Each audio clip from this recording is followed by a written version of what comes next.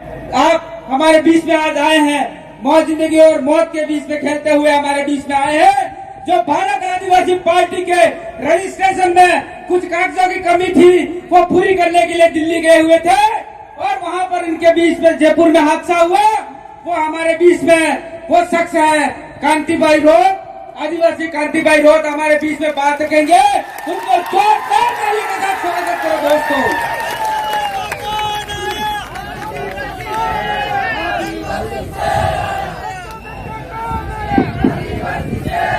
बहुत बहुत धन्यवाद संचालक महोदय।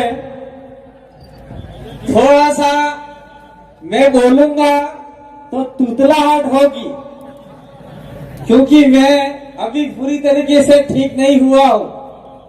तो तुतलाहट था तमें जानते नहीं कि अशोक गहलोत बोले, ये कांतिभाई आदिवासी बोल रहा है।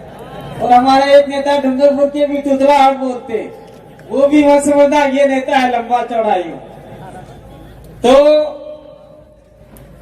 कांग्रेस बीजेपी ने क्या सोचा था, पंचायती राज चुनाव के अंदर और थावरचंद के डामर के चुनाव के अंदर कि कांतिभाई आदिवासी और ये टीम लौट के नहीं आएगी, ऐसा गलत। जब तक आपको तोड़ेंगे नहीं तब तक छोड़ेंगे नहीं। तोड़ना किसको पता है? कांग्रेस और बीजेपी को तोड़ना है। और जोड़ना किसको?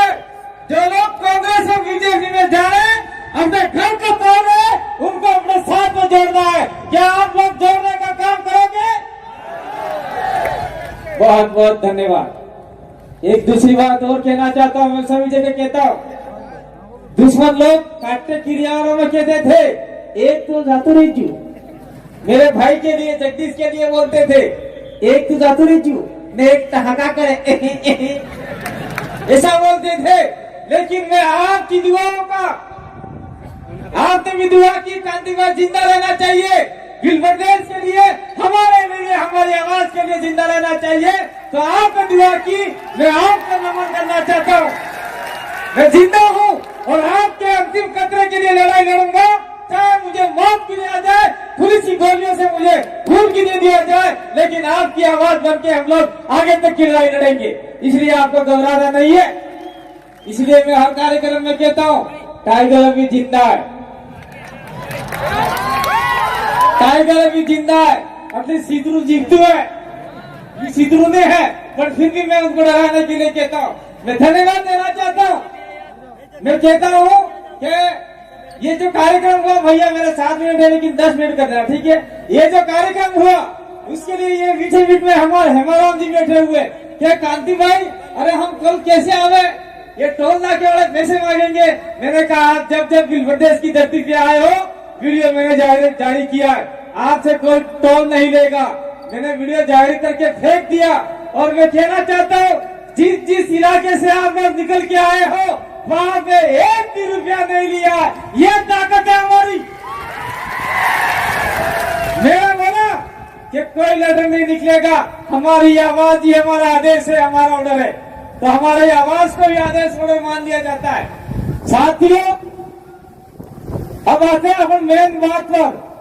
मैं कुछ बातें लेके आया था कि आज तक हम लोग लड़ाई लड़ते हैं किसी बात को लेके, सारे इकट्ठे आते हैं, कलेक्टर जाते हैं, एसडीएम जाते हैं, और हमारी बातों को कलेक्टर एसडीएम आगे बेचता ही नहीं है, फाड़ के फेंक देता है और वो मात्र सड़क तक ही रह जाती है। इसीलिए हमें भारत आदिवासी पार्टी के मार्फत से, भारत आदिवासी पार्टी के मार्फत से राजस्थान में जिस प्रकार से हमने 2 विधायक भेजे, उसी प्रकार से गुजरात में 27 विधायकों में से 10-15 विधायक भेजते होंगे।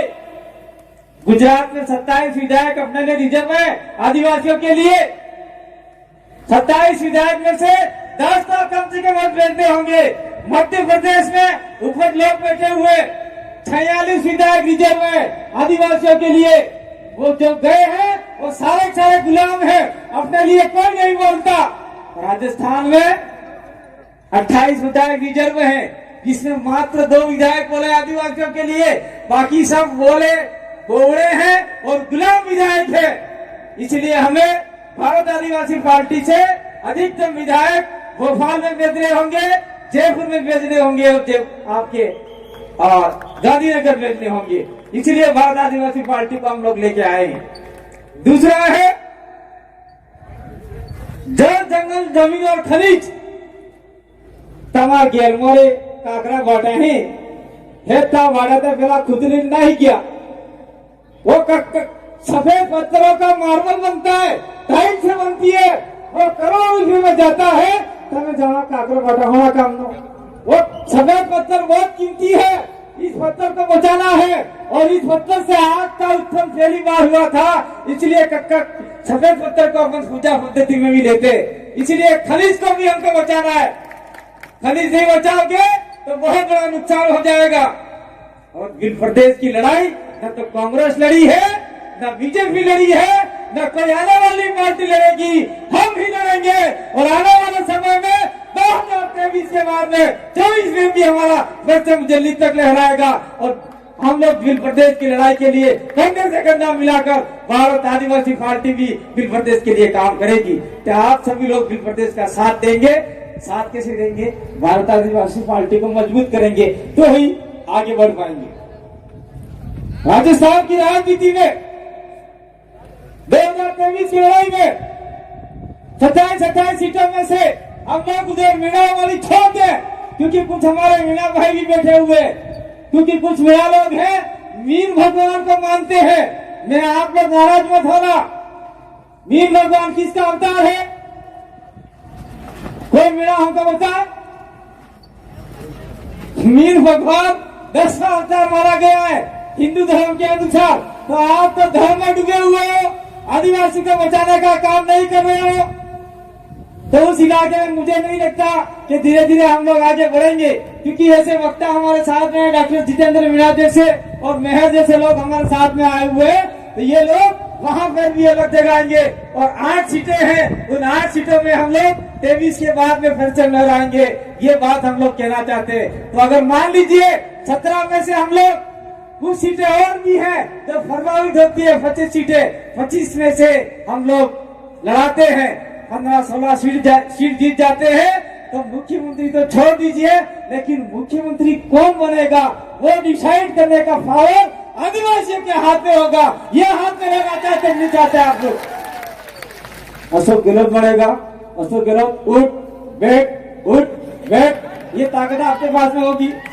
वसुंधरा राजे आ गई तो वसुंधरा राजे उठ जा बैठ जा, उठ जा बैठ जा, या मत आना, ये पावर आपके हाथ में होगी। यही पावर हम आपको देना चाहते हैं। यही पावर अगर आपने ले ली तो निश्चित रूप से आपका विधायक दिल्ली जाएगा। अच्छा, आपका एमएलए दिल्ली है, आपका एमएलए जयपुर जाएगा और एमपी दिल्ली जाएगा। मैं ज्यादा बात नहीं करना चाहता क्योंकि सर भी काम नहीं करता। संसद की 47 सीटें, 47-46 सीटें आपने एमपी बनी। एक भी एमपी आदिवासियों के लिए नहीं बोला, एक भी एमपी नहीं बोला। मैं किसी पार्टी के विशेष की बात नहीं करता, लेकिन मैं कहना चाहता हूं हमारे मंच के मार्फत से, एक आदमी है जो आदिवासियों के बारे में बोलता है। वो कौन है? चाहे कैसे भी हो, हम उसका समर्थक नहीं करते, लेकिन हमने उसका वीडियो देखा है। असरुद्दीन ओवैसी वो आदिवासियों के दुश्मन नहीं है। उन्होंने बोला कि भारत का आदिवासी देश का मालिक है। कौन सा आदिवासी वहां जाके बोला? एक मुसलमान सांसद आदिवासियों के लिए बोल रहा है। आदिवासी और मुसलमान की लड़ाई कभी नहीं है, ये धार्मिक लड़ाई जा रही है। इस लड़ाई को हमको समझना होगा। मुस्लिमों के साथ में हमारी कतई लड़ाई नहीं है। ये आपका मैं लोकल मुद्दा बता रहा हूँ। हमारे बीच में सलीम भाई बैठे हुए, उनको हमने जिला प्रमुख के लिए दावेदार बनाया था। कांग्रेस और कमल कांग्रेस ने मिलके सलीम भाई को हरा दिया।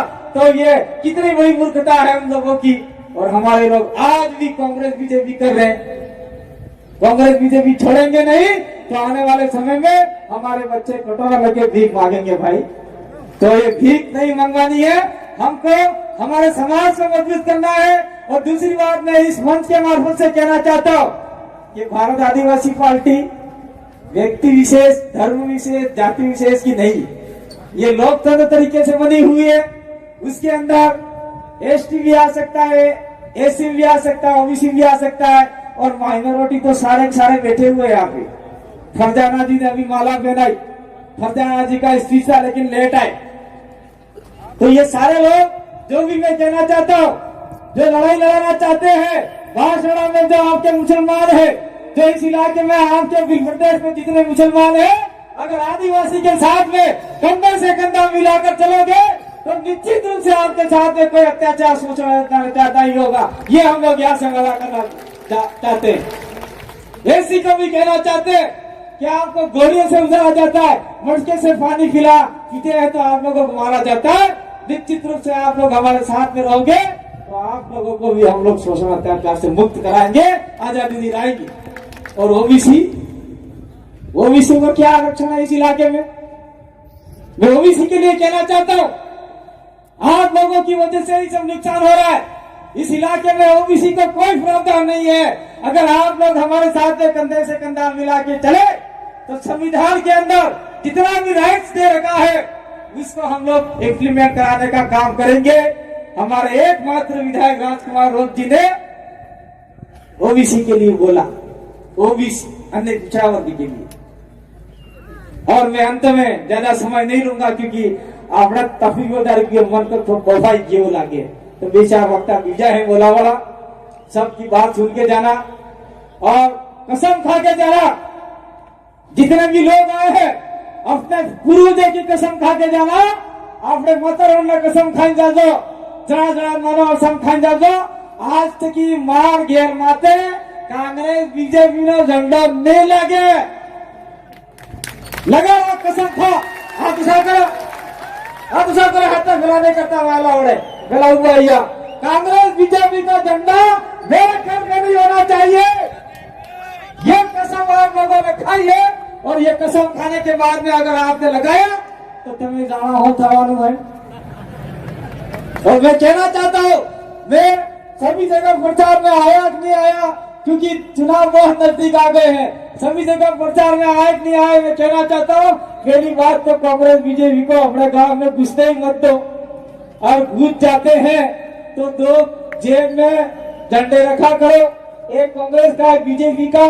बीजेपी में आया बोलना हम बीजेपी ना भाई, लाओ हरण लाओ पैसा खाई कर भाई जो वोट डालो लेके ऐसे कांग्रेस वाला फिर झंडा खरीद के माने लाओ भाई वो कांग्रेस ना लाओ है ये आना पैसा उनके पैसे नहीं है, वो पैसे आपके विकास के पैसे है। लेकिन ऐसा भी नहीं करना है, लेकिन कर सकते हो आपकी मर्जी, हम लोग बांधने वाले नहीं है। तो आपने हमारी बात तो सुना, मैं आपके बीच में प्रकृति की दुआ से, आपकी प्रार्थना से आपके बीच में जिंदा वापस लौट के आया। इसीलिए एक बार पूरा आपको दो हाथ जोड़कर नमन करता हूँ, धरती माँ को नमन करता हूँ, आपको नमन करता हूँ। आपकी ताकत थी जब मुझे मौत के मुंह से बाहर निकाल के लाई, और इस मौत के मुंह से बाहर निकाल के लाई तो निश्चित रूप से मैं आपके लिए लड़ूंगा, आपके लिए मरूंगा, लेकिन पीछे नहीं हटूंगा। बहुत बहुत धन्यवाद। आभार, जोहार।